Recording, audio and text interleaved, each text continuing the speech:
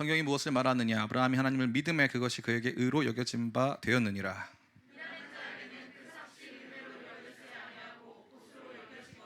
이를 아니할지라도 경건하지 아니한 자를 의롭다 하시는 이를 믿는 자에게는 그의 믿음을 의로 여기시나니.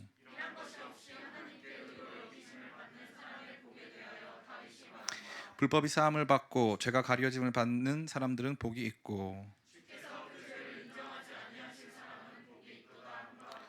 그런즉 이 복이 할례자에게냐 혹은 무할례자에게도냐? 무릇 우리가 말하기를 아브라함에게는 그 믿음이 의로 여겨졌다 하노라.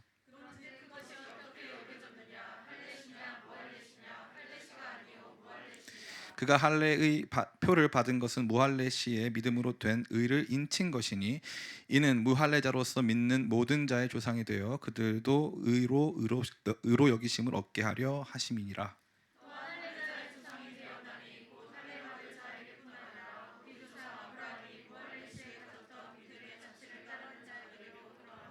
아브라함이나 그 후손에게 세상의 상속자가 되리라고 하신 언약은 율법으로 말미암은 것이 아니요 오직 믿음의 의로 말미암은 것이니라.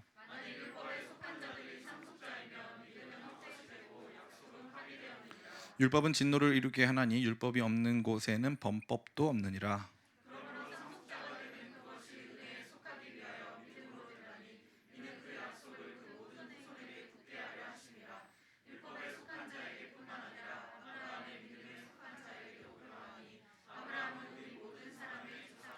기록된 바 내가 너를 많은 민족의 조상으로 세웠다 하심과 같으니, 그가 믿은 바 하나님은 죽은 자를 살리시며 얻는 것을 있는 것으로 부르시는 이시니라.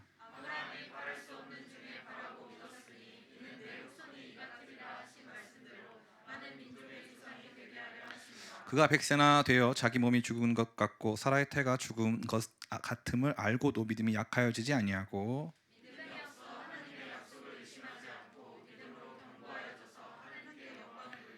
약속하신 그것을 또한 등이 이루실 줄을 확신하였으니,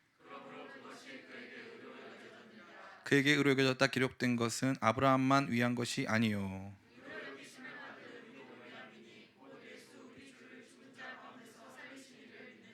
같이 읽겠습니다. 예수는 우리가 범죄한 것 때문에 내줌이 되고 또한 우리를 의롭다 하시기 위하여 살아나셨느니라.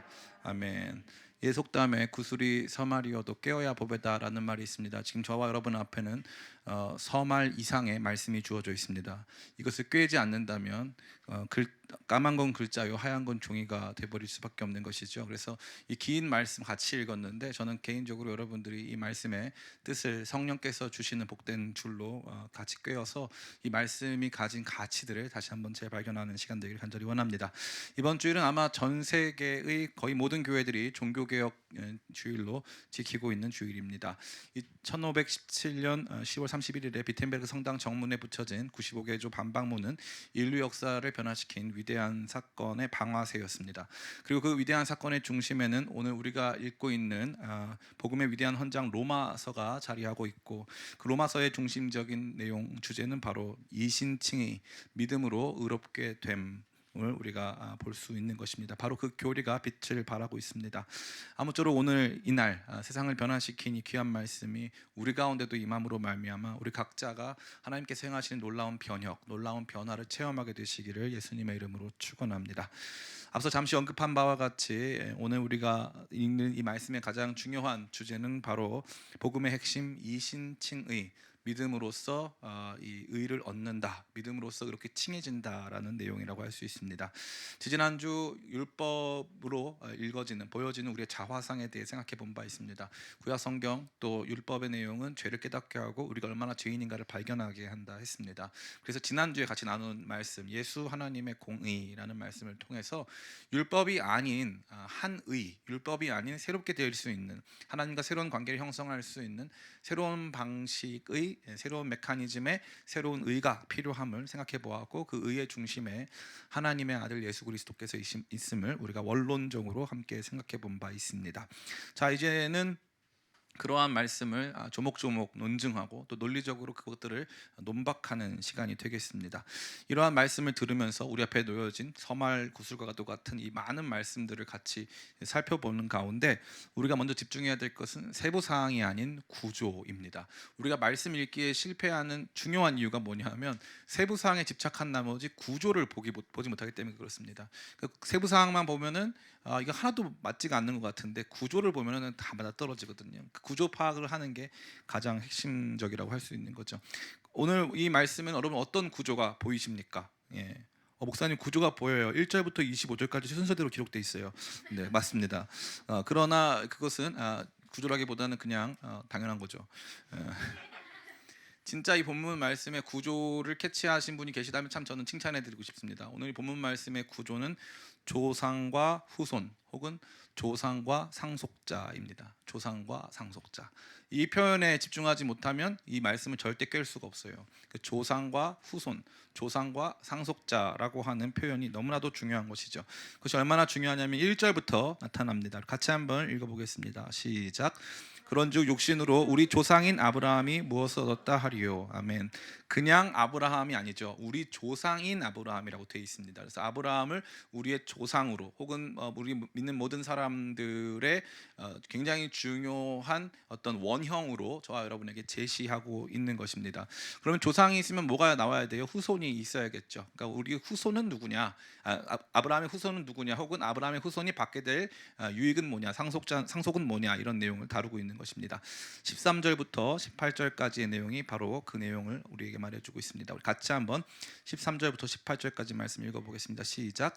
아브라함이나 그 후손에게 세상의 상속자가 되리라고 하신 언약은 율법으로 말미암은 것이 아니요 오직 믿음의 의로 말미암은 것이니라. 만일 율법에 속한 자들이 상속자이면 믿음은 헛것이 되고 약속은 파기되었느니라. 율법은 진노를 이루게 하나니 율법이 없는 곳에는 범법도 없느니라.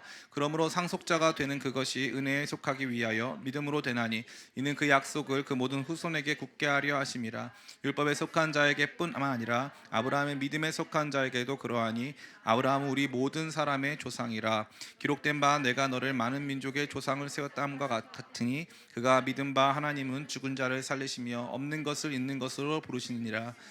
아브라함이 바랄 수 없는 중에 바라고 믿었으니 이는 내 후손이 이같으리라 하신 말씀대로 많은 민족의 조상이 되게 하려 하심이라. 아멘. 이와 같은 조상과 후손의 개념이 이 전체 맥락을 아우르고 있습니다. 이거 왜 중요하냐면요, 유대인들에게 내가 아브라함의 후손이라고 말하면 유대인들은 다 비웃을 거예요. 왜냐하면 혈통적으로 우리가 아브라함의 후손이 아니기 때문에 그렇습니다. 그러니까 아브라함의 후손이라고 한다는 것은 과연 무엇인가를 말해주고 있는 거죠. 왜냐하면 하나님께서 아브라함과 언약을 맺으셨는데 아브라함과 복이 될 것이라고 하는, 네 자손이 복이 될 것이다, 네 자손이 땅을 얻게 될 것이다라고 하는 언약을 맺었는데 우리가 만약에 아브라함의 후손이 아니라면 그 언약에 참여할 수 있다 없다? 없기 때문이죠. 그러니까 우리가 어떠한 방식으로 아브라함의 후손이 되느냐를 밝혀주기 위해서, 또 아브라함이 어떻게 의롭게 되었느냐, 그래서 그 약속을 우리 가운데 어떻게 이행시켜 주느냐에 대해서 이 본문이 말해주는 그 관심을 갖고 있다는 것입니다. 여기서 좀 똑똑한 분들이 질문할 수 있어요. 목사님, 아브라함이 하나님을 믿었더니 하나님을 의롭게 여겨주셨다는 것과 이 상속자 개념은 좀 동떨어지고 먼 개념 아닌가요? 라고 질문을 할 수 있다는 거죠. 그런데 우리가 이 아브라함이 믿음으로 의롭게 되었다라고 하는 원문, 다시 말해 최초의 그 기록을 살펴보면 처음부터 이 믿음으로 의롭게 됨은 그 자손들에게 이행되는 혹은 그 하나님의 약속과 깊이 결부되는 내용임을 우리가 알 수 있습니다. 창세기 15장 4절부터 6절 화면이 준비되어 있습니다. 같이 한번 읽어보겠습니다. 시작. 여호와의 말씀이 그에게 임하여 이르시되 그 사람이 내 상속자가 아니라 내 몸에서 날 자가 내 상속자가 되리라 하시고 그를 이끌고 밖으로 나가 이르시되 하늘을 우러러 무뼈를 셀 수 있나 보라. 또 그에게 이르시되 내 자손이 이와 같으리라. 아브라함이 여호와를 믿으니 여호와께서 이를 그의 의로 여기시고. 아멘. 그러니까 잘 보세요. 아브라함이 하나님을 그냥 믿었어요? 아니면 하나님의 말씀을 듣고 믿었어요? 그렇죠. 말씀을 듣고 믿었어요. 무슨 말씀을 듣고 믿었어요? 내 자손이 이와 같이 많으리라. 내가 상속자가 있을 것이다. 근데 아브라함이 이걸 왜 하나님과 얘기했냐면은 하나님 저 상속자 없어요라고 말했단 말이에요. 저 상속자 없어요. 제 아내 살아도 많이 늙었어요. 우리 애 못 납니다. 자연적 출산이 불가능해요. 라고 말했어요. 근데 하나님께서 그게 아니야. 너 몸에서 아이가 태어날 거야. 하나님은 부부를 언제나 한 몸으로 상정하십니다. 너 몸에서 아이가 태어날 거야. 그런데 아브라함이 믿은 건 뭐예요? 바로 그걸 믿은 거예요. 그걸 믿었다는 거죠. 그러니까 아브라함의 믿음의 핵심은 하나님께서 나를 통해서 내게 자손을 주실 것이고, 이미 죽은 자와 같은 우리를 통해서 하나님께서 자손을 주실 것, 생명을 주실 것, 하나님의 약속을 이루실 것을 믿었다는 거예요. 단편적으로 믿었다는 게 아니라 이 상속의 개념, 혹은 이 일이 자기 이후에도 지속적으로 복으로 나타나게 될 것을 확신했다는 것입니다. 그러니까 이 사도 바울의 논박의 핵심은 무엇이냐? 아브라함이 우리의 믿음의 원형이고 우리의 조상이어서 우리 모두가 아브라함의 복을 이어받고 있고 아브라함의 약속이 우리 속에서 성취되고 유효하다라는 것을 보여준다는 것입니다. 이러한 사도 바울의 예리한 통찰은 2000년에 걸쳐서 엄청난 논증으로 수많은 사람들을 돌이키기에 합당했다는 것입니다. 자, 그렇다면 우리가 봐야 될 중요한 내용이 있어요. 그것은 무엇입니까? 이 아브라함에게 이루어진 일이 어떤 상태에서 이루어졌는가 하는 것이죠. 우선적으로 사도 아까 우리가 읽었던 창세기 15장 6절에서 아브라함이 무슨 율법을 지켰을 때 하나님께서 이것을 의로 여기셨다고 말하지 않아요. 언제? 6절에 보니까 아브라함이 여호와를 믿으니 여호와께서 이를 그의 의로 여기시고, 그러니까 아브라함도 믿음으로 의롭게 됐다는 거예요. 아브라함도 아주 충격적이죠. 저만요. 그런데 상관없어요. 두 번째는 사도 바울은 이 아브라함이 그러면 어떤 상황에서 의롭게 되었느냐, 뭐 믿었을 때 의롭게 되었다. 그런데 문제는 뭐냐면은 일반적으로 유대인들은 할례를 받지 않으면 최소한 의롭게 되는 조건이 성립되지 않는다고 생각해요. 그러니까 할례가 필수 조건이라고 보는 거죠. 그런데 중요한 거는 아브라함이 이 당시에 할례를 받았다 안 받았다? 안 받았다는 거죠. 할례는 창세기 17장에 등장합니다. 할례를 받지 않은 상태였다는 거예요. 그래서 언급하고 있는 내용이 무엇입니까? 우리 같이 한번 읽어보기를 원합니다. 9절입니다. 9절 우리 같이 한번 읽어보겠습니다. 9절부터 12절까지 같이 읽겠습니다. 시작. 그런즉 이 복이 할례자에게냐 혹은 무할례자에게도냐 무릇 우리가 말하기를 아브라함에게는 그 믿음이 의로 여겨졌다 하노라.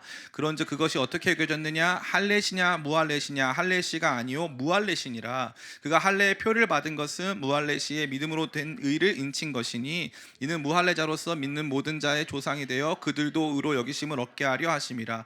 또한 할례자의 조상이 되었나니 곧 할례를 받을 자뿐만 아니라 우리 조상 아브라함이 무할례시에 가졌던 믿음의 자취를 따르는 자들에게도 그러하니라. 아멘. 이 12절이 뭐가 중요하냐면은 할례자에게도 조상이 됐다. 결국 아브라함은 할례를 받았다 이거죠. 그러니까 할례자에게도 조상이고 할례 받지 않은 사람에게도 조상인데 할례자도 믿음을 따라야 된다는 거예요.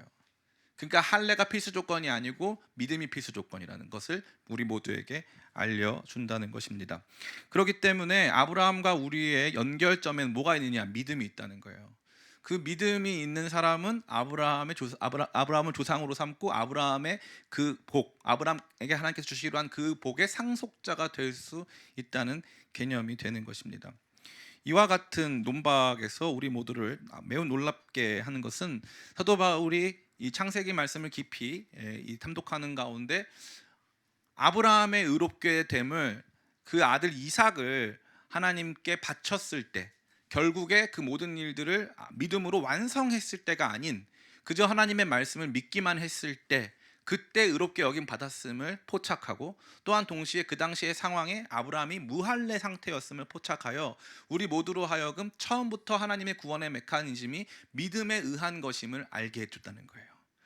이게 핵심입니다. 그러니까 구약 성경의 믿음의 방식 혹은 구원의 방식이 다르고 신약 성경의 구원의 방식, 믿음의 방식이 달라서 우리가 구원을 얻는 것이 아니라는 거예요. 모두 다 믿음으로 구원을 받는다는 거죠. 세대주의라고 일컫는 대부분의 이 아주 이단 종파를 양성하고 있는 신학 사상의 핵심은 무엇이냐면 구원의 방편이 예수님 전에는 율법 지켜서 구원받았다 이거예요.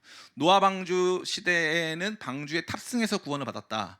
그리고 율법의 시대, 그 아브라함의 시대는 그런 방식으로 구원받았고 아브라함의 가정 안에 있으면 구원받았고, 또 모세의 시대에는 율법을 주셨기 때문에 그때는 율법을 지켜야 구원받았다. 그런데 이제 그게 다 없어지고 예수님 안에서 예수님을 믿음으로 구원받는 방식으로 바뀌었다. 이거에 속아 넘어가는 사람들이 진짜 많아요. 이 말 딱 듣고 나면 맞아, 나 그렇게 들었어. 이런 사람들 천지입니다. 근데 너무 안타까운 것은 사도 바울이 로마서 4장에 걸쳐서 우리 모두에게 진즉부터 2000년 전부터 말해주고 있는 그거 아니다. 처음부터 사람의 의롭게 됨은 믿음으로였다라는 것을 아는 사람은 거의 없다는 거예요. 너무너무나 안타깝다는 것이죠.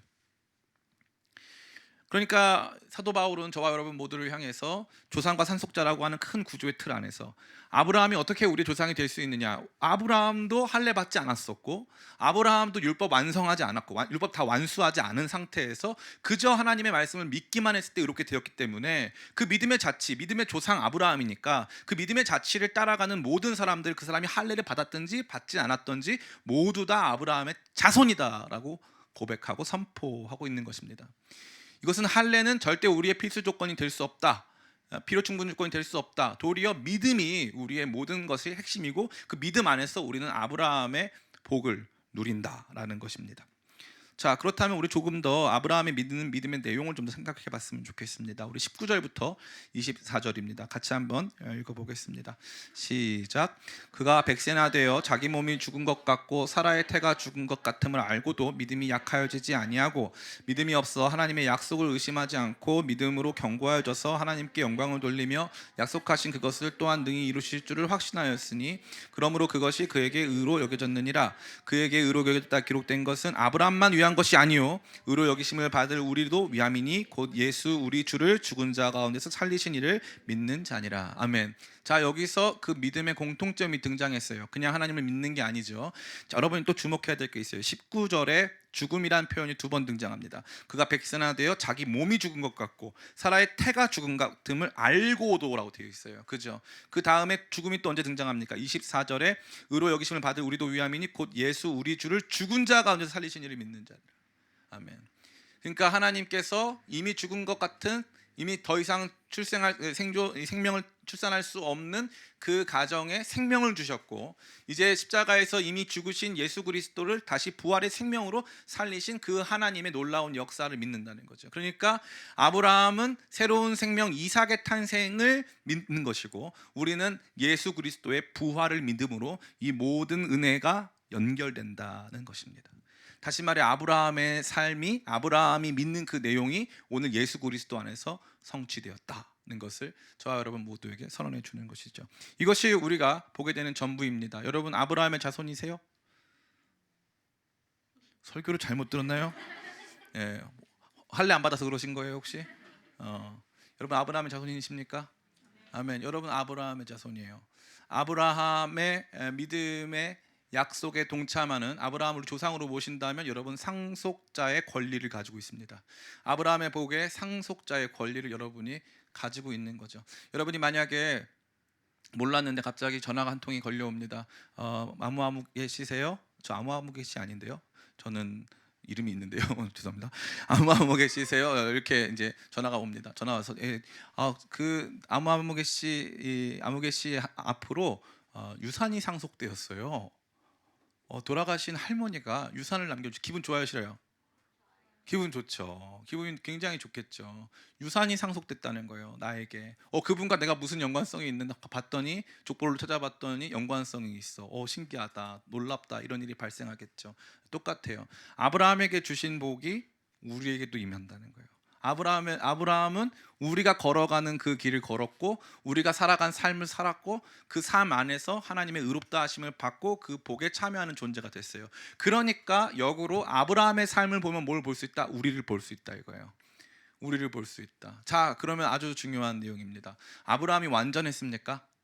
아브라함 완전하지 않았어요. 왜 알 수 있습니까? 하나님께서 자녀 주신다고 했잖아요. 근데 자녀 주신다는 걸 믿긴 했어요. 그걸 보면은 15장에 믿습니다. 주님 저 믿어요. 그 말씀 믿어요라고 했는데 16장에 하갈과 동침해서 이스마엘을 낳아요. 그럼 하나님 어떻게 하셔야 돼요? 취소하셔야 되죠. 너 나 믿는다며. 나 믿는다 그랬는데 어떻게 하갈과 동침해서 아이를 낳을 수가 있니? 내가 언제 그 결혼을 인정했어? 결혼 관계가 아닌 그 관계 나 인정 안 하는 거 너 알잖아. 너 어떻게 그렇게 할 수가 있어라고 하나님께서 하나님의 언약을 취소하셔야 될 거 아니에요. 근데 취소를 안 하신다 이거예요. 취소를 안 한다. 이거 너무 놀라운 거예요. 취소를 안 하세요. 구원 취소 없다는 말이에요. 구원 취소 안 해요. 하나님이 약속했잖아요. 그가 하나님의 약속의 말씀을 믿은 그걸로 그냥 그의 의를 삼으시고 취소 안 했다 이거예요. 무려 하나님께서는 그 이스마엘 낳은 후부터 아브라함이 99세가 될 때까지 하나님과 아브라함은 대화가 없어요. 하나님 침묵하십니다. 그런데 하나님은 아브라함한테 그 약속을 안 지키신 적이 없어요. 더욱 충격은 뭐냐면 이삭이 태어나기 직전에 이제 아브라함이 이제 그랄 땅으로 이제 흉년이 들어서 또 내려갑니다. 아브라함의 특징은 이제 믿음이 없어가지고 이게 있다가 흉년만 들면 바로 준비하고 내려가요. 그냥 바로 내려갑니다. 그냥 애굽 땅으로 바로 내려가. 뭐 먹을 것만 있으면 바로 글로 가는 거예요. 그냥 내려갑니다. 믿음이 확 내려가는 거죠. 거기 가가지고 벌써 25년 전에 자기 와이프를 동생이라고 속였는데 또 똑같이 그렇게 해요. 근데 이번엔 문제가 뭐냐? 그게 이제 복 중에 이삭이 존재할 가능성이 매우 높은 상태였어요. 그런데 이제 이 언약의 담지자 사라가 언약의 담지자거든요. 언약을 온몸으로 갖고 있는 존재가 사라예요. 이 사라가 다른 사람의 부인이 될 위기에 놓이게 된 거죠. 근데 그때도 아브라함은 어떻게 해요? 거짓말치고 뻥쳐가지고 내 아내라고 그러고 자기 목숨 살겠다고 언약의 담지자인 사라를 팔아 넘겨요. 그럼 하나님께서 야 일로 와봐. 이건 아니지. 내년에 나온다고. 내년에 장난하냐? 내년에 몇 번을 말해야 알아듣는 거야. 그래서 하나님께서 야 너랑 안 해. 나 마음 상했어. 취소. 그 가능해요. 근데 하나님 취소한다 안 한다? 안 해요. 하나님께서 막 거기 그라라 아비멜렉을 쳐가지고 너 지금 장난하냐? 오히려 아브라함이 혼나야 되는데 아비멜렉을 대신 혼내가지고 막 빨리 내쫓으라고 막 그래서 막 아브라함한테 막 선물 주잖아요. 미안하다고. 뭘 미안해? 아브라함이 잘못했지. 이 복이 누구에게? 우리에게. 이게 구원이에요. 제가 이 구원을 너무 쉽게 설명했죠. 근데 이게 맞아요. 이게 맞아요. 그래서 이거 말고 여러분에게 다른 종류의 하나님 믿는 것 말고 하나님 신실하게 믿고 예수 그리스도를 살리신 하나님을 믿고 그분 앞에서 그 약속의 자녀로 약속의 상속자로 사는 것 말고 다른 방식의 구원, 다른 방식의 의의 확보를 말하는 것은 나 아닌 천사들이라도 저주를 받을지어다 라고 사도 바울이 갈라디아서에서 선포합니다. 사도 바울이 정말 멋있는 게 뭐냐면 내가 말했기 때문에 진리가 아니라 내가 그거와 반대되는 말을 했더라도 나도 그 복음의 권위 앞에서 나도 굴복해야 한다고 선포한 거예요. 그 복음의 권위가 나보다 중요하다 이거죠. 그 복음이 뭐예요? 이신칭이 믿음으로 솔라피데 오직 믿음으로 얻는 은혜예요. 구원이에요. 이것을 우리가 적용할 딱 한 가지예요. 여러분이 이신칭의 교리를 붙드시길 바랍니다. 최근에 이신칭의 교리는 많이 도전받고 있어요. 도덕적 해이를 낳는다는 거죠. 모럴 해저드를 낳는다는 거예요. 그래가지고 날마다 이 값싼 회개와 값싼 이 은혜로 말미암아 방탕한 삶을 일삼으면서도 이 구원의 이 확실성을 그냥 가지고 있다. 그런데 이것은 여러분들이 절대 배격해야 할 내용입니다. 우리가 권세가 있어서 우리 자신을 구원할 수 있는 권세나 우리 자신을 구원할 수 있는 능력이 있어서 우리가 우리 자신을 구원해낸다는 것은 착각입니다. 의인은 없나니 하나도 없습니다. 그 누구도 온전할 수 없습니다. 하나님께서는 아브라함에게 보이셨던 당신의 의로우심, 아브라함이 신실하지 못했고 아브라함이 하갈을 통해서 이스마엘을 낳았고 아브라함이 하나님의 약속을 끝까지 신뢰하지 못하는 모습을 보인다 할지라도 하나님께서는 신실하게 그 약속을 이행해 가셨습니다. 저와 여러분 모두가 이것을 붙잡아야 되는 거죠. 하나님을 믿고 신뢰하세요. 여러분을 구원하실, 여러분을 용서하실, 여러분을 그럼에도 불구하고 받아주실, 그리고 여러분을 거룩하게 하실 그분의 복 안에서, 그분의 약속 안에서 여러분을 훈계하시고 때로는 때리시기도 하시면서 여러분을 거룩한 길로 우리 안에서 착한 일을 시작하신 그분께서 주 예수 그리스도의 날에 이루실 그때까지 여러분을 다루시면서 구원에 조금이나마 더 합당한 사람들로 만들어 가실 하나님의 약속을 의지하라 이거죠. 하나님께 영광을 돌릴 수밖에 없게 만든다는 사실입니다. 사랑하는 청년 성도 여러분 이걸 놓치면 절대 안 돼요. 인생은 여러분 마음대로 살 수가 없어요. 제가 청년들 바라보면서 제일 안타까운 게 뭐냐면 목사님 저 결심했어요. 목사님 저 이제 알겠어요. 알긴 뭘 알아. 결심하지 좀 마. 결심 맨날 해요. 근데 그 결심이 오래 가던가요? 여러분 감정 여러분이 통제할 수 있어요? 여러분 감정 여러분 통제 못해요. 인정하세요. 통제 못합니다. 세상의 유혹과 시험 앞에 쓰러질 수밖에 없는 존재가 우리라는 거예요. 그분의 은혜 아니면 살 수가 없는 게 우리예요.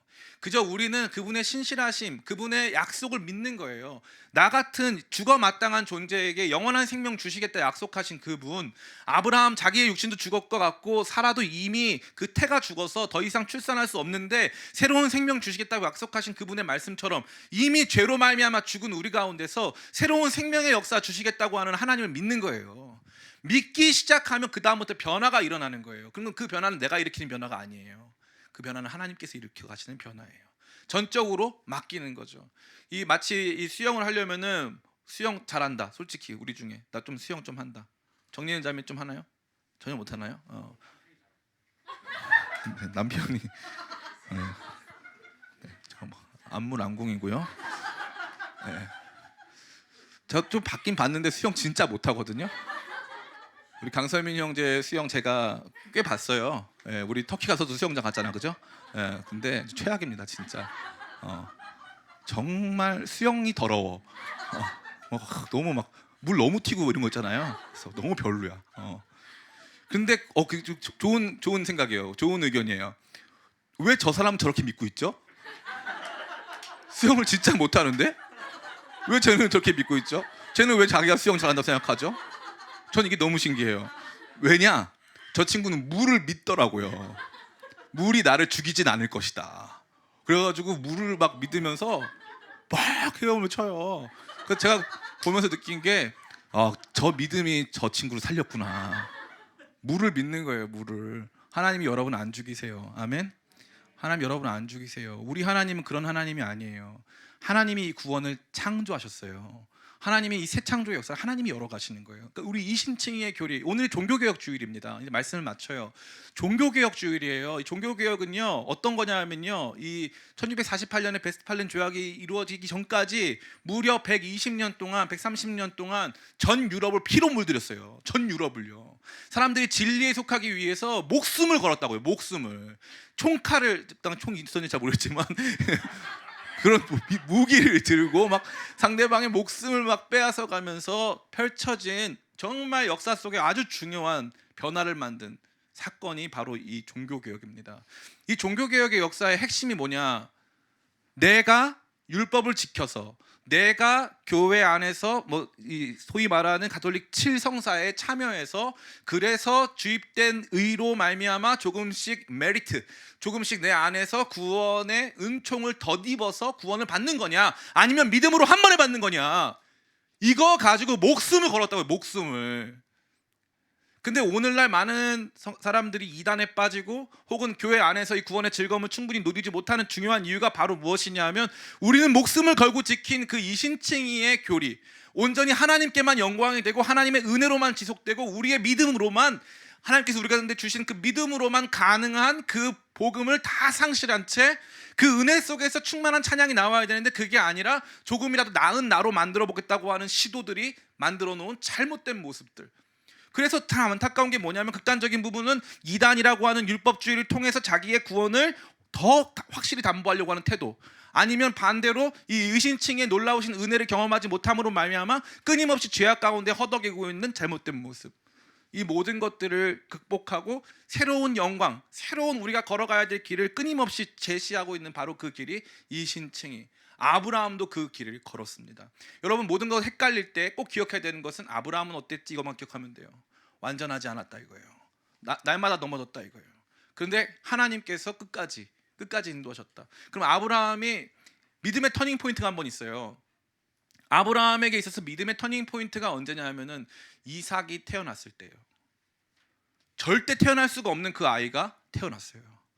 그때 아브라함이 어떻게 하냐면은 창세기 22장에 하나님께서 그 이삭을 번제로 바치라고 했을 때 그 믿음 없는 아브라함이 이삭을 데리고 번제를 바치러 올라갑니다.